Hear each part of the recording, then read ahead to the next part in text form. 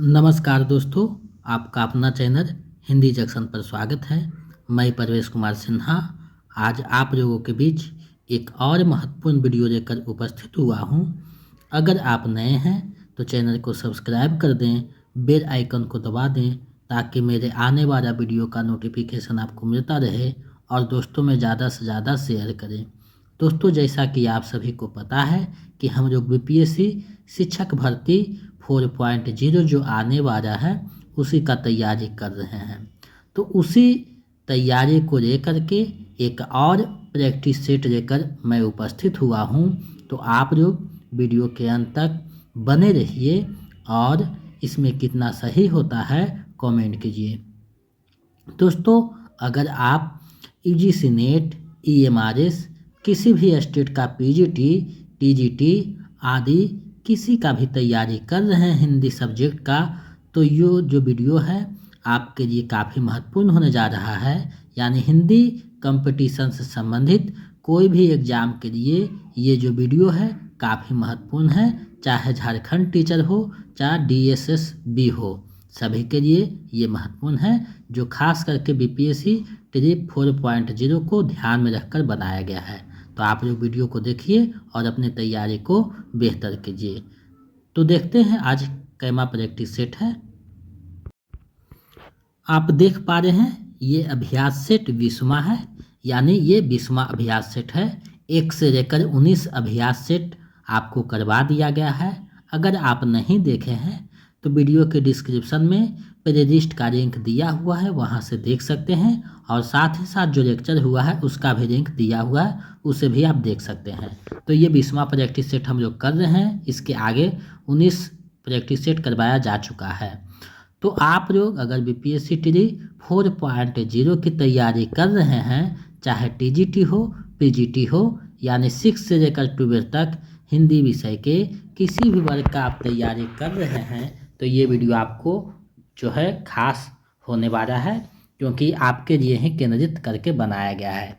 जैसा कि आप सभी को पता है कि बीपीएससी कोई सिलेबस नहीं जारी करता, तो ये वीडियो जो बनाया गया है, प्रैक्टिस सेट बनाया गया है, संपूर्ण हिंदी साहित्य को और व्याकरण को ध्यान में रखते हुए प्रत्येक प्रश्न को स्तर के हिसाब से बनाया गया है। यानी आपका जो तैयारी है बेसिक टीजीटी से लेकर यूजीसी नेट लेवल पे की जा रही है। कहीं से भी अगर कितना हो सिलेबस क्वेश्चन हार्ड करता है तो आपको कोई दिक्कत नहीं होगा, क्योंकि आपका तैयारी बेहतर ढंग से करवाया जा रहा है। तो आप लोग वीडियो को अंत तक देखिए और हिंदी जंक्शन से जुड़ करके अपने तैयारी को बेहतर कीजिए। अगर आप बीपीएससी ट्री 4.0 हिंदी का नोट्स और प्रैक्टिस सेट पाना चाहते हैं किसी भी वर्ग का, तो हमारे नंबर 72 61 81 5307 पे 249 रुपया गूगल पे, फ़ोनपे, पेटीएम किसी भी माध्यम से पेमेंट कीजिए और उसका स्क्रीनशॉट लेकर हमें इसी नंबर पे व्हाट्सएप कर दीजिए।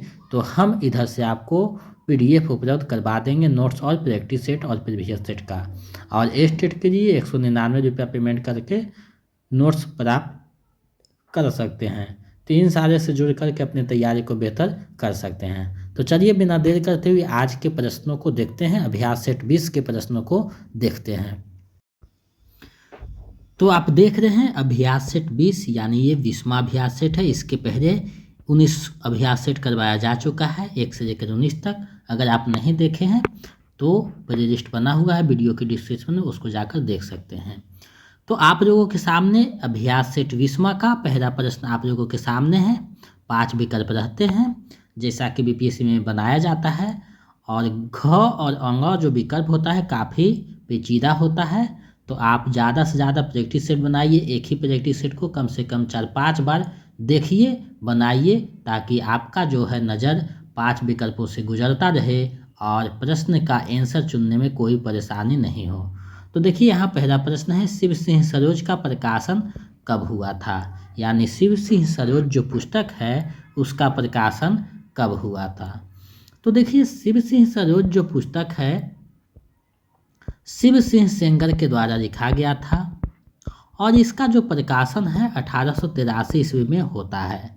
तो विकल्प ग इसका सही आंसर हो जाएगा, क्योंकि 1883 में ही शिव सिंह सेंगर ने शिव सिंह सरोज नामक हिंदी का इतिहास पुस्तक को प्रकाशित किया था। तो विकल्प ग इसका सही आंसर हो जाएगा। आगे बढ़ते हैं हम लोग। आप लोग वीडियो को ज़्यादा से ज़्यादा शेयर कीजिए और सभी लोग जुड़ जाइए समय से। विश्वनाथ प्रसाद किस उपन्यास का पात्र है? यानी विश्वनाथ प्रसाद जो है निम्न में से किस उपन्यास का पात्र है आपको बताना है। तो देखिए विश्वनाथ प्रसाद जो है वो मेरा आंचल उपन्यास का पात्र है, यानी विकल्प ख सही हो जाएगा, जिसका प्रकाशन 1954 ईस्वी में होता है। ये एक आंचलिक उपन्यास है और इसके रचनाकार फणीश्वरनाथ रेणु जी हैं। तो ये आपको ध्यान में रखना है। और ये उपन्यास का केंद्र बिंदु बिहार का पूर्णिया जिला का मेरीगंज गांव है। तो विकल्प ख इसका सही आंसर हो जाएगा। आगे बढ़ते हैं अगले प्रश्न की तरफ। कहानी के प्रमुख प्रवक्ता हैं, यानी कहानी जो आंदोलन है, कहानी जो शब्द है, कहानी आंदोलन के प्रमुख प्रवक्ता कौन हैं आपको बताना है। तो कहानी जो है उसके प्रमुख प्रवक्ता गंगा प्रसाद विमल जी हैं, यानी विकल्प क इसका सही आंसर हो जाएगा। आगे बढ़ते हैं अगले प्रश्न की तरफ। हजारी प्रसाद द्विवेदी रचित निबंध संग्रह है। तो कौन सा निबंध संग्रह हजारी प्रसाद द्विवेदी के द्वारा लिखी गई है, रची गई है, आपको बताना है। तो नाथ संप्रदाय, राजनीति मीमांसा और साहित्य का मर्म, तीनों जो रचनाएं हैं हजारी प्रसाद द्विवेदी जी का है। तो विकल्प घ इसका सही आंसर हो जाएगा। विकल्प घ इसका सही आंसर है। तो चौथा का विकल्प घ यानी उपयुक्त में से एक से अधिक हो जाएगा। आगे बढ़ते हैं। प्रगतिवाद शीर्षक पुस्तक के लेखक हैं। कौन है प्रगतिवाद शीर्षक पुस्तक जो है उसके रचनाकार कौन है आपको बताना है। तो प्रगतिवाद जो शीर्षक है उसके रचनाकार जो हैं शिवदान सिंह चौहान हैं, यानी विकल्प ग इसका सही आंसर हो जाएगा। चलिए अगले प्रश्न की तरफ बढ़ते हैं। अगला प्रश्न क्या कहता है? जन्म काल की दृष्टि से कवियों का सही अनुक्रम है, यानी जन्म की दृष्टि से जो यहाँ कवि हैं उनका सही अनुक्रम क्या होगा वो आपको बताना है। तो देखिए सही अनुक्रम जानने के लिए, सही आंसर करने के लिए सबसे पहले आपको पता होनी चाहिए कि किसका जन्म कब हुआ था। तो देखिए गुरु नानक का जो जन्म होता है वो 1469 में होता है। कबीर का 1398 में होता है। सुंदरदास का जो जन्म है वो 1544 में होता है।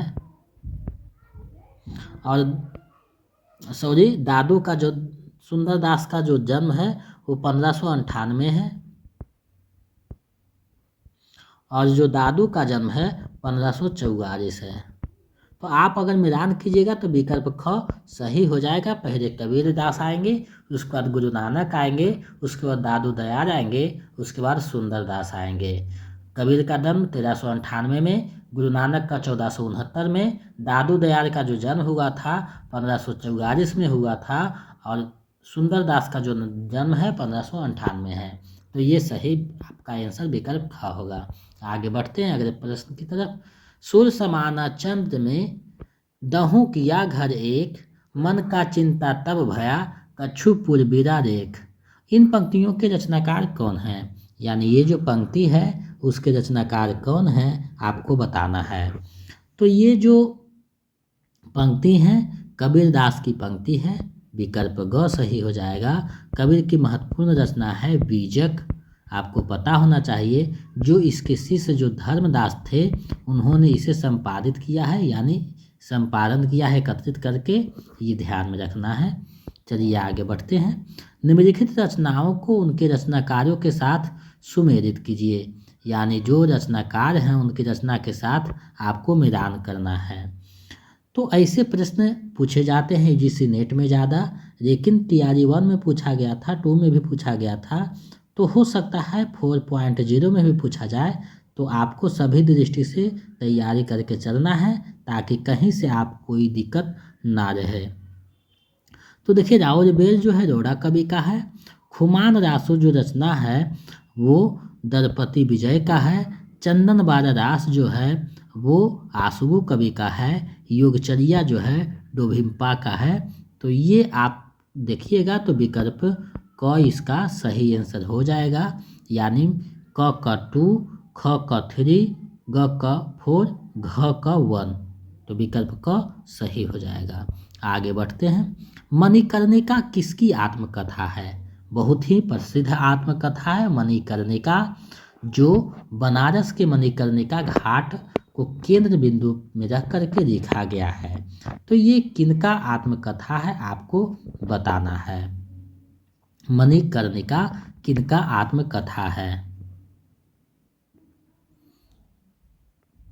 बताइए इसका सही आंसर क्या होगा। बहुत ही प्रसिद्ध है। तो इसका जो देखिएगा तो मणिकर्णिका जो है तुलसी राम के द्वारा लिखा गया है।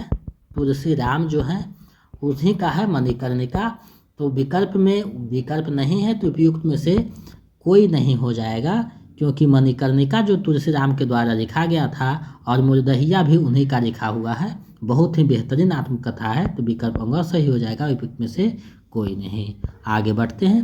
निम्नलिखित में कौन अष्टछाप का कवि है, यानी अष्टछाप के कवि कौन है वो आपको बताना है। तो देखिए कुंभनदास, छित स्वामी, कृष्णदास, तीनों जो हैं अष्टछाप के कवि हैं। तो इसका जो सही आंसर है उपयुक्त में से एक से अधिक हो जाएगा। आगे बढ़ते हैं। निम्नलिखित काव्य रचनाओं को उनके रचनाकारों के साथ सुमेलित कीजिए। यहाँ देखिए काव्य रचना है, उसके रचनाकार हैं, उसको मिलान करना है। तो देखिए साहित्य लहरी सूरदास का है। प्रेम जो वाटिका है वो आप देख रहे हैं रसखान का है। रस मंजरी जो है वो नंददास का है। भक्त नामावली ध्रुवदास का है। तो अगर आप मिलान कीजिएगा तो विकल्प क सही हो जाएगा, यानी कि इसका सही आंसर विकल्प क है। चलिए आगे बढ़ते हैं। हिंदी साहित्य का अतीत के लेखक कौन है, यानी हिंदी साहित्य का अतीत पुस्तक के रचनाकार कौन है। तो ये जो पुस्तक है विश्वनाथ प्रसाद मिश्र के द्वारा लिखा गया है। तो विकल्प क इसका सही आंसर हो जाएगा। आगे बढ़ते हैं अगले प्रश्न की तरफ। निम्नलिखित में कौन सा उपन्यास राहुल सांकृत्यायन का है, यानी कौन सा उपन्यास जो है राहुल सांकृत्यायन के द्वारा लिखा गया है। तो सिंह सेनापति, दिवोदास, जय अवधेय, तीनों जो है राहुल सांकृत्यायन का है। इसका सही आंसर उपयुक्त में से एक से अधिक, यानी विकल्प घ इसका सही आंसर हो जाएगा। आगे बढ़ते हैं। निम्नलिखित में कौन सा नाटक सुरेंद्र वर्मा का नहीं है, यानी कौन सा नाटक है जो सुरेंद्र वर्मा के द्वारा नहीं लिखा गया है। नहीं वाला जो क्वेश्चन रहता है पेचीदा हो जाता है। तो आप एग्जाम में जब बैठिएगा तो अच्छे से ध्यान दे कर के पहले पढ़ लीजिएगा, समझ लीजिएगा, उसके बाद बताइएगा कि इसका आंसर क्या है। तो देखिए एक दूनी एक, सेतुबंध, कैद ए हयात, तीनों जो रचनाएं हैं सुरेंद्र वर्मा की है और इसमें नहीं पूछ रहा है तो उपयुक्त में से कोई नहीं हो जाएगा, यानी विकल्प अंग सही हो जाएगा। आगे बढ़ते हैं। जन्म कार्य के अनुसार कवियों का सही अनुक्रम क्या है। आप लोगों को लग रहा होगा कि स्तर थोड़ा सा ज़्यादा है, तो कोई बात नहीं है। हम लोग स्तर के कुछ प्रश्न कठिन और कुछ सरल भी देखते जा रहे हैं। धीरे धीरे 2-4 गो के बाद स्तर और बढ़ेगा और जो है बीच बीच में स्तर कम भी रहेगा। तो ये आपको नहीं सोचना है, हम सारे चीज़ों को ध्यान में रख रहे हैं। जन्म काल के अनुसार कवियों का सही अनुक्रम है। तो कवियों का जो सही अनुक्रम है उसको बताना है। तो देखिए कवियों का जो सही अनुक्रम है तो पहले बिहारी आएंगे, उसके बाद चिंतामणि आएंगे, उसके बाद भूषण, उसके बाद मोतीराम, यानी विकल्प ख सही हो जाएगा। तो इसके लिए आपको जन्म आदि रखना होगा कि कब किसका जन्म है। तो देखिए बिहारी का जो जन्म है 1595 ईस्वी में हुआ था। उसके बाद आते हैं चिंतामणि, इनका जन्म है 1600, कहीं कहीं 3 देता है, कहीं कहीं 5 भी दे देता है, 1603 है। उसके बाद भूषण है, तो भूषण का जो जन्म है वो 1613 हो जाता है और मोतीराम का जो जन्म है 1627 हो जाता है। तो इस प्रकार विकल्प ख सही हो जाएगा। चलिए आगे बढ़ते हैं। प्रकाशन वर्ष की दृष्टि से मुंशी प्रेमचंद के उपन्यासों का सही अनुक्रम है, यानी मुंशी प्रेमचंद के जो उपन्यास है उसका सही अनुक्रम क्या है वो आपको बताना है। तो देखिए मुंशी प्रेमचंद का जो उपन्यास है तो सबसे पहले रंगभूमि आएगा, उसके बाद निर्मला आएगा, उसके बाद कर्मभूमि, उसके बाद गोदान आएगा। तो रंगभूमि का जो प्रकाशन वर्ष है 1925-26 है। निर्मला का जो प्रकाशन वर्ष है 27 है 1900। कर्मभूमि का जो प्रकाशन वर्ष है वो है 1932 और गोदान का है 36। तो ये ध्यान में रखिएगा, तो विकल्प क सही हो जाएगा। उपन्यास वाले टॉपिक में अच्छा से बताया गया है, जाकर देख सकते हैं। आगे बढ़ते हैं। जहाँ से चली मैं, जहाँ को गई मैं, झुराती चली मैं, झुमाती चली मैं, हवाऊं हवा में, बसंती हवा हूँ। उपयुक्त पंक्तियाँ किसका है? बहुत प्रसिद्ध है, सभी लोगों ने आप पढ़े होंगे। ये जो कविता है शायद ही हिंदी के स्टूडेंट नहीं है तो नहीं सुने होंगे। कोई भी विषय का अगर स्टूडेंट है तो ये बहुत बेहतरीन कविता है, जिसको आप लोगों ने बहुत अच्छा से कहीं ना कहीं पढ़ा होगा।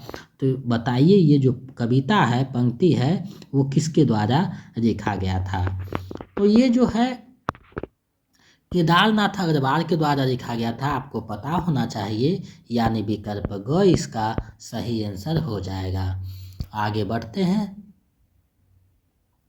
अगला जो प्रश्न है, क्षमा शोभती उस भुजंग को जिसके पास गरर हो, उसको क्या जो दंतहीन विषहीन विनित सरल हो। उपयुक्त पंक्तियाँ किसका है? ये जो पंक्ति है वो किसका है आपको बताना है। तो ये क्षमा और शक्ति जो कविता था आप लोगों ने पढ़ा होगा अगर, तो पता चल रहा होगा, यानी विकल्प ग इसका सही आंसर हो जाएगा। रामधारी सिंह दिनकर की बहुत ही बेहतरीन कविता है। आगे बढ़ते हैं, देखते हैं। छायावाद का सर्वप्रथम प्रयोग किसने किया था? यानी छायावाद जो शब्द है उसका सर्वप्रथम प्रयोग किसने किया था आपको बताना है। तो छायावाद जो शब्द है उसका सर्वप्रथम प्रयोग जो करने वाले हैं मुटुकधर पांडे जी हैं, यानी विकल्प क इसका सही आंसर हो जाएगा। मुटुकधर पांडे ने ही छायावाद का जो है सर्वप्रथम प्रयोग किया था। आगे बढ़ते हैं। अब आंसू दिखराओ नहीं, अब हाथ पैराओ नहीं, हुंकार कर दो एक जिससे थर थरा जाए धरा। उपयुक्त पंक्तियाँ किसकी है? ये जो पंक्ति है वो किसका है आपको बताना है। तो ये जो पंक्ति है शिवमंगल सिंह सुमन जी का है, विकल्प ख जो है सही हो जाएगा। आगे बढ़ते हैं। निम्नलिखित में कौन सी असंगत है? कौन सी असंगत है आपको बताना है। तो मिट्टी की बारात शिवमंगल सिंह सुमन का है, बिल्कुल सही है। आंगन के पार द्वार अज्ञेय का है। संसद से सड़क सुदामा पांडे धूमेर का है। तो तीनों रचनाएं सुमेलित है यानी संगत है, और यहाँ असंगत पूछा है तो इसका सही आंसर उपयुक्त में से कोई नहीं, यानी विकल्प अंग सही हो जाएगा, क्योंकि तीनों के तीनों संगत हैं। तो ऐसा भी प्रश्न पूछा जाता है। चलिए आगे बढ़ते हैं, अगले प्रश्न को देखते हैं। आप लोग वीडियो को ज़्यादा से ज़्यादा शेयर कीजिए, क्योंकि हम बहुत मेहनत करके आपके लिए लाते हैं ताकि आप परीक्षा में सफल हो सकें और सफल होकर अपनी जो लक्ष्य है उसे प्राप्त कर सकें, क्योंकि आपकी सफलता ही हमारी सफलता है। तो आप लोग वीडियो के अंत तक बने रहिएगा, वीडियो को ज़्यादा से ज़्यादा शेयर करें ताकि हमें एक उत्साह मिलता रहे। और जो है ज़्यादा से ज़्यादा प्रैक्टिस सेट आप लोग बनाइए, 2 बार 3 बार 4 बार। कोई भी अगर व्याकरण का पुस्तक है तो उसमें विपरीतार्थक शब्द, पर्यायवाची शब्द को भी देखते रहिए, ताकि आपका व्याकरण का भी जो प्रश्न है आपको आसान होता चला जाए। सुनेह कथा कौन निर्गुण की, रची पची बात बनावत, सगुन से मेरु प्रकट देखियत, तुम तृण ओट दुरावत। ये जो है पंक्ति किसका है आपको बताना है। ये जो पंक्ति है वो किसका है आपको बताना है कि ये पंक्ति के रचनाकार कौन है। तो ये जो पंक्ति है वो सूरदास की पंक्ति है, यानी उद्धव, जो भ्रमर गीत पढ़िएगा तो उद्धव और गोपी में जो है बातचीत हुआ है उसी के सिलसिले में ये बात लिखा गया है। विकल्प ख सही हो जाएगा। आगे बढ़ते हैं। दक्षिण भारत हिंदी प्रचार सभा की स्थापना किसने किया? दक्षिण भारत जो हिंदी प्रचार सभा था तो उसका स्थापना किसने किया आपको बताना है। तो उसका स्थापना महात्मा गांधी ने किया था। विकल्प ग जो है सही हो जाएगा। आगे बढ़ते हैं। किस अनुच्छेद के अनुसार प्रांतों के राज्य विधानमंडलों का कार्य राज्य की राजभाषा या हिंदी अथवा अंग्रेजी में होगा? ये बात किस अनुच्छेद में लिखा गया है आपको बताना है। तो इसका जो है विकल्प क जो है सही हो जाएगा। 210 में जो है राज्यों के विधानमंडल के जो है बारे में चर्चा किया गया है और संसद के जो है विधानमंडल में 120 में चर्चा किया जाता है। ये यूजीसी नेट में एक बार पूछा हुआ प्रश्न है। तो विकल्प क इसका सही आंसर हो जाएगा। आगे बढ़ते हैं। संविधान द्वारा स्वीकृत सरकारी कामकाज की भाषा कहलाती है? कौन सी भाषा कहलाती है आपको बताना है। यहाँ देखिए थोड़ा सा कन्वर्ट हो गया है। तो इसका जो सही आंसर है विकल्प क हो जाएगा। राजभाषा कहलाती है और भारत की राजभाषा हिंदी है। आगे बढ़ते हैं। डॉक्टर सुनीति कुमार चटर्जी के अनुसार हिंदी का प्रयोग कब से शुरू हुआ? यानी हिंदी का जो प्रयोग है सुनीति कुमार चटर्जी के अनुसार कब से शुरू हुआ है वो बताना है। तो हिंदी का जो प्रयोग है 17वीं शताब्दी में शुरू हुआ था। विकल्प ग सही हो जाएगा। आगे बढ़ते हैं। अगले प्रश्न को देखते हैं। निम्न पत्रिका को उनके प्रकाशन स्थलों के साथ सुमेलित कीजिए। यानी कौन सा पत्रिका कहाँ से प्रकाशित होता था आपको सुमेलित करना है।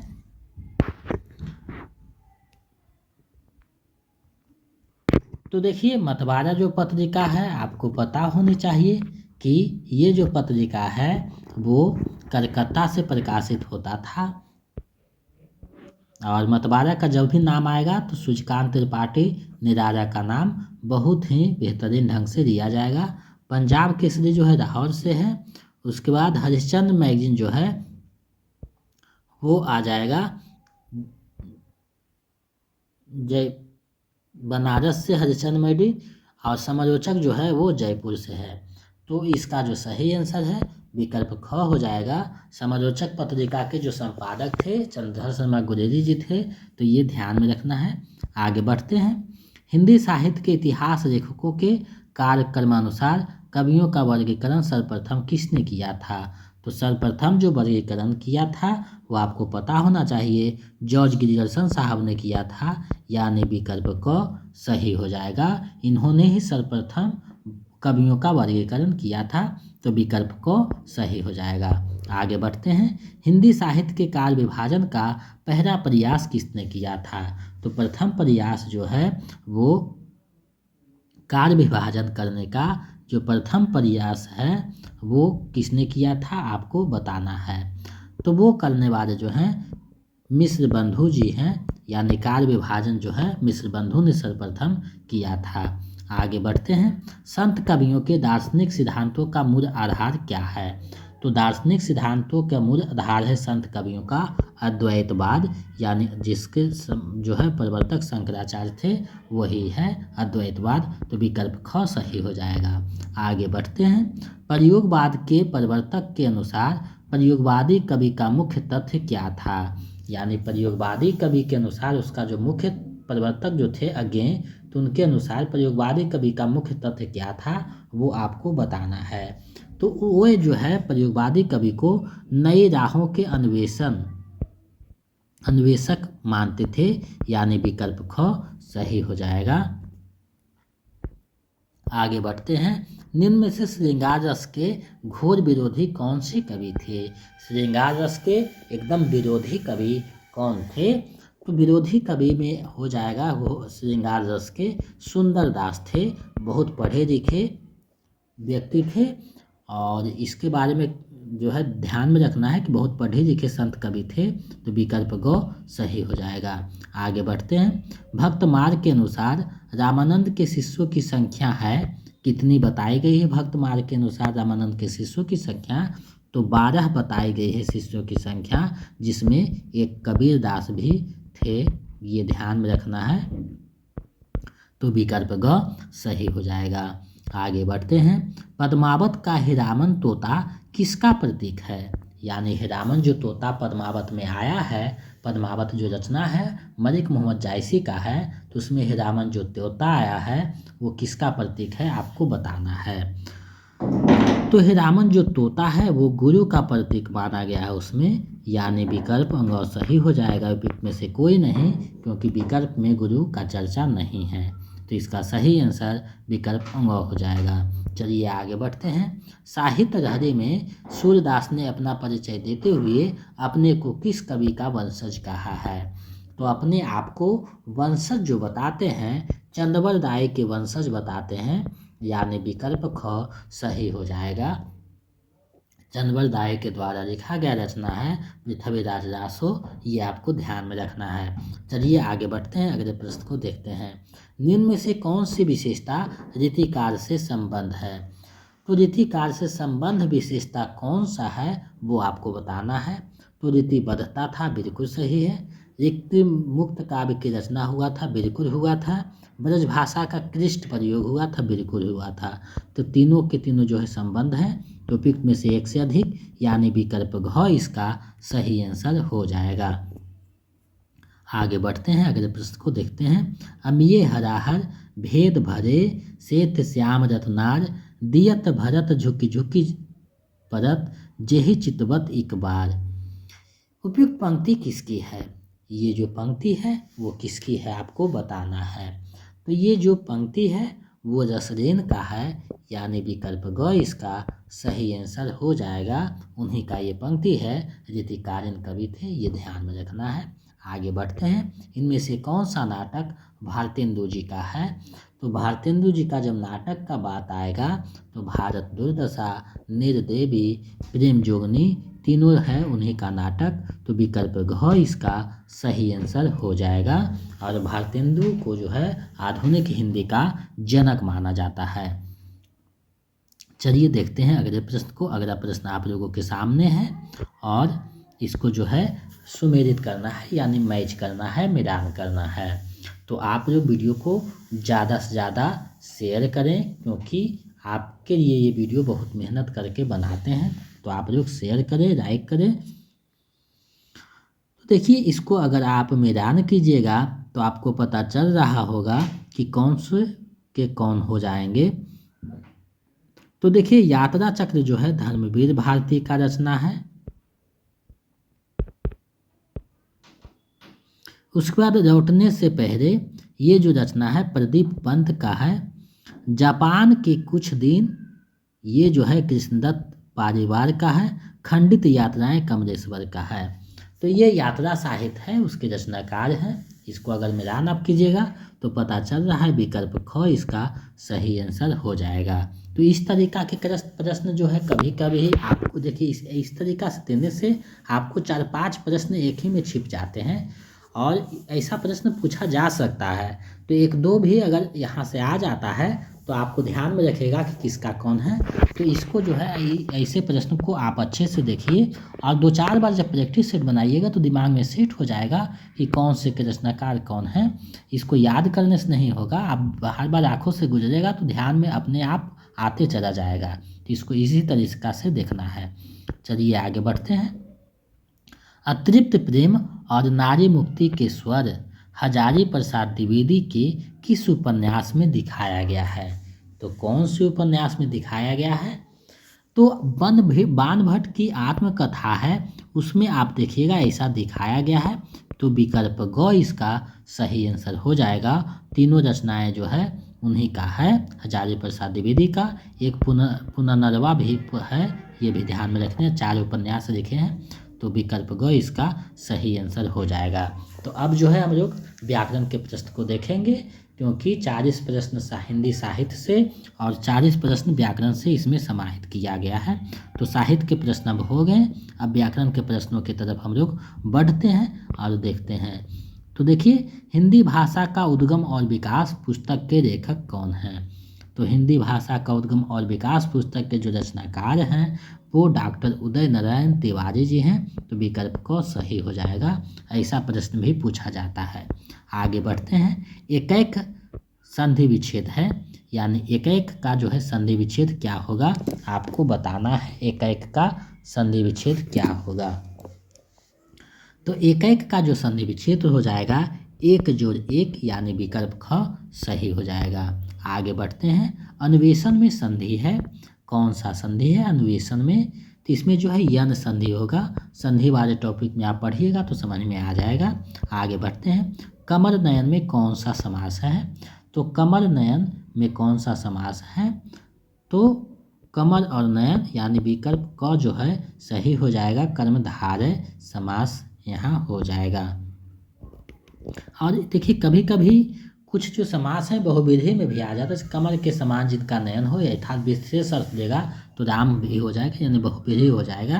लेकिन ऐसा नहीं है, कर्मधारय को यहाँ सही माना जाता है। आगे बढ़ते हैं। रामन से राम तेज है में कारक है, तो यहाँ जो कारक है उसको आपको बताना है कि कौन सा कारक है।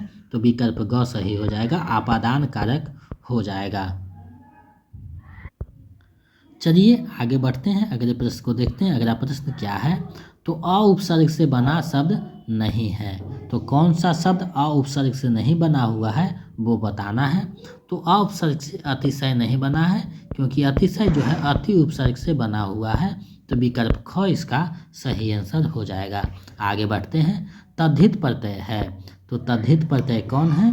तो मित्र तथा देवत्व रारिमा तीनों जो है तद्धित प्रत्यय है। तो विकल्प घ इसका सही आंसर हो जाएगा, उपयुक्त में से एक से अधिक। चलिए आगे बढ़ते हैं। निम्न में अकर्मक क्रिया नहीं है, तो कौन सा अकर्मक क्रिया नहीं है वो आपको बताना है। तो देखिए वह जग गया,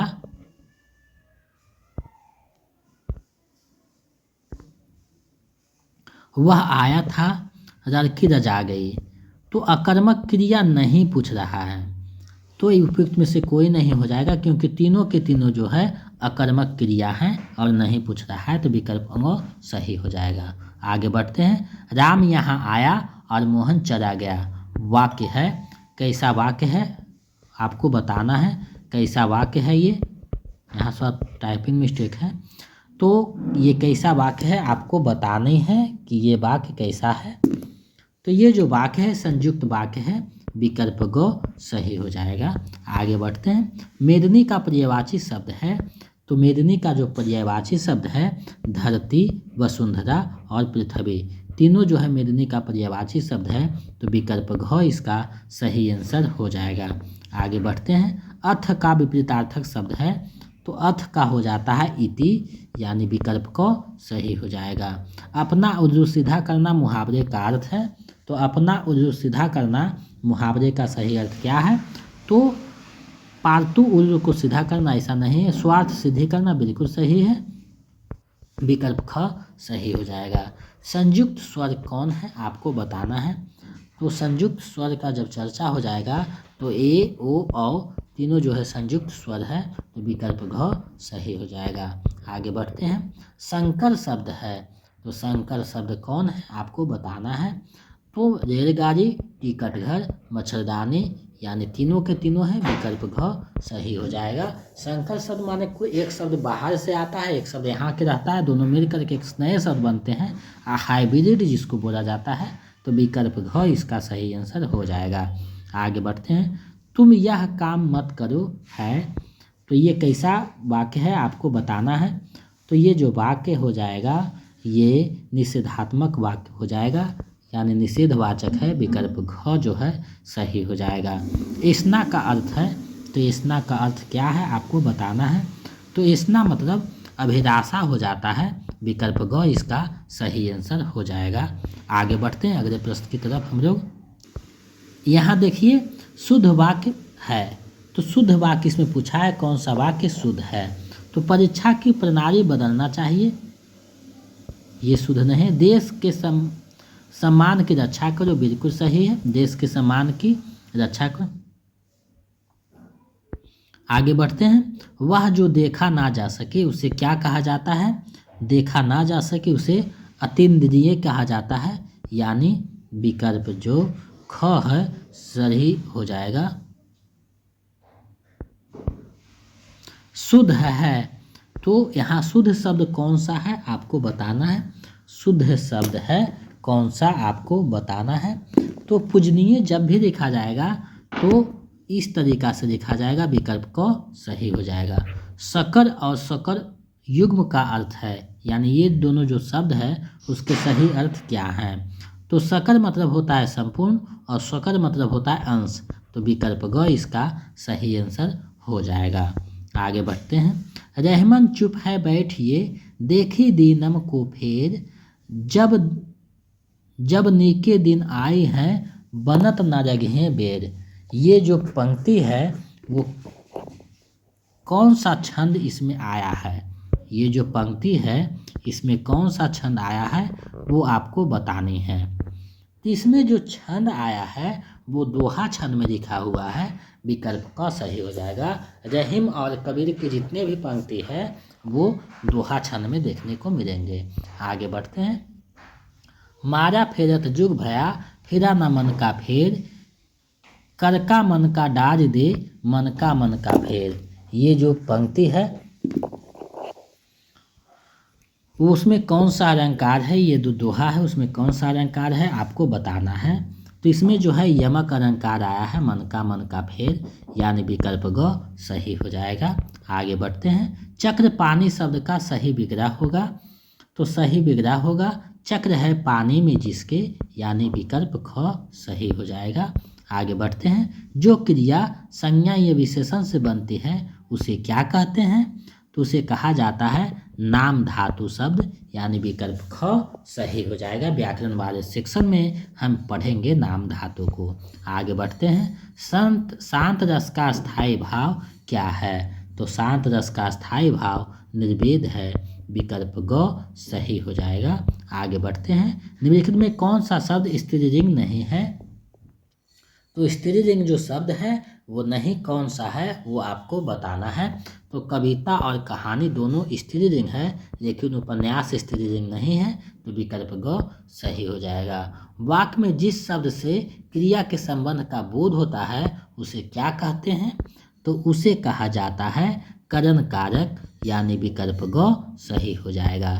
हिरण का पर्यायवाची शब्द है, हिरण जो शब्द है उसका पर्यायवाची कौन सा है आपको बताना है। तो हिरण का पर्यायवाची सारंग हो जाता है, यानी विकल्प क सही हो जाएगा। आगे बढ़ते हैं। निम्न शब्दों में कौन सा उपेक्षा का अर्थ नहीं है, तो उपेक्षा का अर्थ नहीं है, सॉरी अपेक्षा का अर्थ नहीं है, अपेक्षा का अर्थ नहीं है। तो अपेक्षा का जो अर्थ नहीं है वो पूछ रहा है। तो अपेक्षा मतलब चाहना, इच्छा रखना, आकांक्षा रखना, तो आशा भी सही है, आशा रखना, आकांक्षा रखना, लेकिन उपेक्षा मतलब अनदेखा कर देना, ऐसा नहीं है, उसका विपरीतार्थक हो जाएगा। तो ये हो जाएगा विकल्प खा उपेक्षा। आगे बढ़ते हैं। एक मुंह दो बात इस लोकोक्ति का अर्थ है, तो इसका क्या अर्थ है आपको बताना है। एक मुंह दो बात, तो अपनी बात से पलट जाना, विकल्प ख सही हो जाएगा। गांव देहात में ज़्यादा प्रयोग होता है। एक मुंह दो बात है, यानी कभी कुछ बोलता है कभी कुछ बोलता है, कह के पलट जाना एक मुंह दो बात लोकोक्ति का अर्थ होगा। अब जो है हम लोग चलेंगे गद्यांश को देखेंगे। यहाँ देखिए दिया हुआ है, गद्यांश को पढ़िए और उत्तर दीजिए। तो हम लोग गद्यांश को पढ़ेंगे, क्योंकि आपको पता है कि गद्यांश से टीजीटी में लगभग 4-5 गद्यांश पूछे जाते हैं, यानी 20 से 25 प्रश्न गद्यांश से ही रहते हैं टीजीटी में, और पीजीटी में भी लगभग 10 से 15 प्रश्न देखने को मिलता है।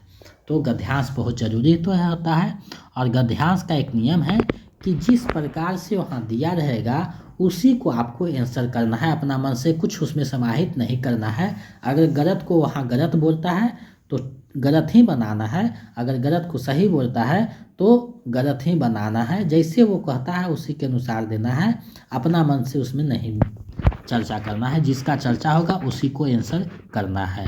तो चलिए देखते हैं। मोबाइल ने हमें वाचर तो बनाया ही, साथ में हमारे सोचने समझने की शक्ति को भी प्रभावित किया है। यदि देखा जाए तो इसका असर लगभग सभी लोगों पर पड़ा है, किंतु छात्र जीवन पर इसका प्रभाव व्यापक रूप से पड़ा है। इसके कारण छात्रों की पढ़ाई बाधित हुई है। चाहकर भी छात्र ध्यान केंद्रित नहीं कर पाते। इसका कारण साफ है, मोबाइल से निकटता। मोबाइल पर घंटों चिपके रहने से छात्रों का समय और स्वास्थ्य दोनों बर्बाद होता है। फिर भी उन्हें पढ़ाई से ज़्यादा मोबाइल पर मनोरंजन है जो भाता है। इस तरह मोबाइल ने आज सभी का सुख और शांति छीन लिया है। अब देखिए ये गद्यांश है, इससे संबंधित जो प्रश्न रहेंगे उसको हम लोग देखेंगे। तो हमारी सोचने समझने की शक्ति को कौन प्रभावित किया है? तो मोबाइल ने प्रभावित किया है। सीधा सीधे आंसर आपको पता चल रहा होगा, विकल्प ख सही हो जाएगा। मोबाइल ने आज सभी का क्या छीन लिया है? तो सुख और शांति दोनों छीन लिया है। विकल्प क सही हो जाएगा। कितना आसान से बन रहा है। तो कोई भी गद्यांश उसको पढ़िए, समझ लीजिए, उसके बाद बनाइए। छात्र जीवन पर किसका प्रभाव व्यापक रूप से पड़ा है? तो मोबाइल का जो प्रभाव है व्यापक रूप से पड़ा है। विकल्प ख सही हो जाएगा। छात्र ध्यान केंद्रित नहीं कर पाते, इसका कारण क्या है? तो इसका जो कारण है वो मोबाइल से निकटता है, यानी मोबाइल से जो नज़दीकी बना देते हैं, इसका मेन कारण हो जाता है। आगे बढ़ते हैं। प्रस्तुत गद्यांश का उपयुक्त शीर्षक क्या होगा? तो इसका जो उपयुक्त शीर्षक हो जाएगा मोबाइल का दुष्परिणाम, यानी विकल्प ख सही हो जाएगा। आगे बढ़ते हैं। देखिए एक और गद्यांश है, इसको पढ़िए और फिर इसको देखते हैं, जवाब दीजिए। दैनिक जीवन में हम अनेक लोगों से मिलते हैं जो विभिन्न प्रकार के कार्य करते हैं। सड़क पर ठेला लगाने वाला, दूध वाला, नगर निगम का सफाई कर्मी, बस कंडक्टर, स्कूल अध्यापक, हमारा सहपाठी और ऐसे ही कई अन्य लोग।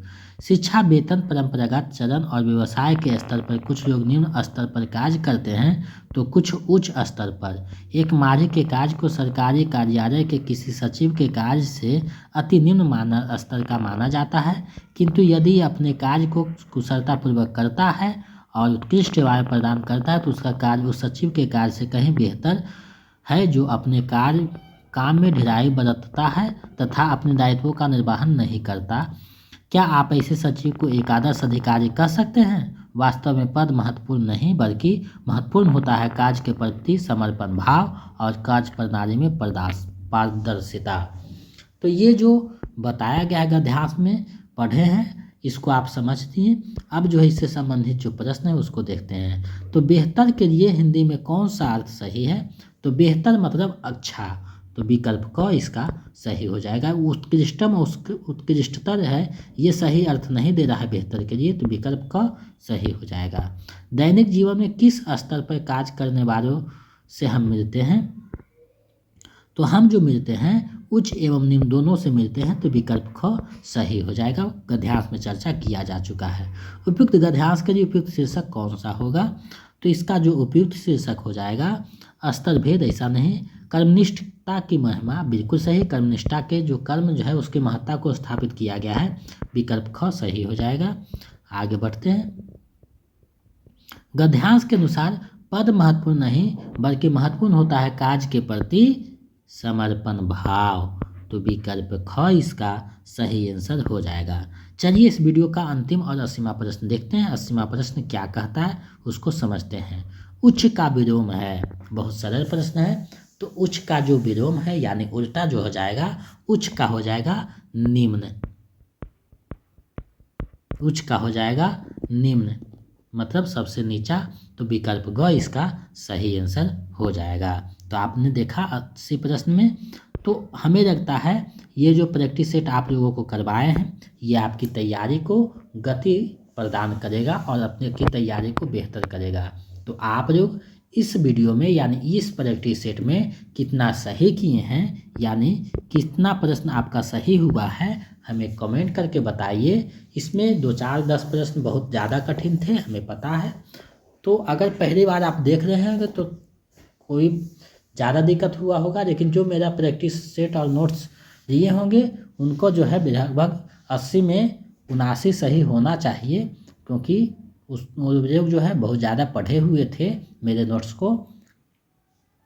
तो आप लोग इसको ज़्यादा से ज़्यादा 2-3-4 बार देखिए, जितना चीज़ हम देते हैं उसको 2-3-4 बार देखिए ताकि आपके ज़हन में बैठ सके और एग्ज़ाम में अच्छे कर सके, क्योंकि आपकी सफलता है, आप मेरी सफलता है और हम आपके लिए बहुत मेहनत करके चीज़ों को इकट्ठा करते हैं। तो आप लोग इसका सदुपयोग कीजिए और अपनी तैयारी को बेहतर कीजिए, क्योंकि आपसे पिछले लगभग 4000 प्लस बच्चों ने हिंदी जंक्शन के माध्यम से अपना लक्ष्य को प्राप्त किया है, तो आप भी कर सकते हैं। तो अगर आप चाहते हैं कि BPSC 4.0 का नोट्स और प्रैक्टिस सेट मिले, तो मेरे नंबर 72 61 81 53 07, इस पे जो है 249 रुपया किसी भी माध्यम से गूगल पे, फ़ोनपे, पेटीएम किसी भी माध्यम से पेमेंट करके इसका स्क्रीनशॉट लेकर इसी नंबर पे व्हाट्सएप कर दीजिए, तो हम इधर से आपको नोट्स और प्रैक्टिस सेट उपलब्ध करवा देंगे। स्टेट के लिए 199 रुपया पेमेंट कीजिए कोई भी पेपर के लिए, और नोट्स प्राप्त कीजिए, अपनी तैयारी को बेहतर कीजिए। तो इन सारे से जुड़ करके अपनी तैयारी को बेहतर कर सकते हैं, अपने जो है लक्ष्य को प्राप्त कर सकते हैं। हिंदी जंक्शन पे आपको जो है मार्गदर्शन मिलता रहेगा, मटेरियल मिलता रहेगा, और मार्गदर्शन में अपने लक्ष्य को प्राप्त कीजिए। तो मेरे साथ इतना देर तक बने रहने के लिए बहुत बहुत धन्यवाद। मिलते हैं एक नए वीडियो में। अगर नए हैं तो चैनल को सब्सक्राइब करके बेल आइकन को दबा दें। जय हिंद।